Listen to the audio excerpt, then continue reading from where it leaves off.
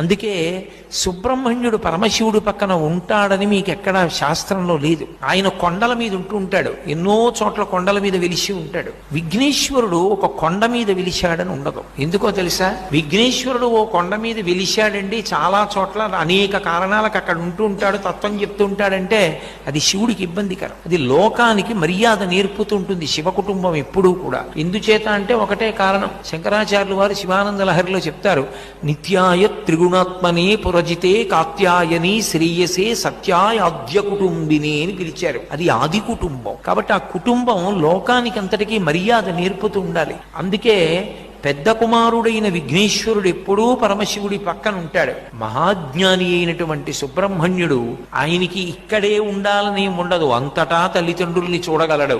అందుకే ఆయన లోకానుగ్రహం చెయ్యడం కోసమని వివిధ పర్వత శిఖరముల మీద వెలిసి ఉంటాడు.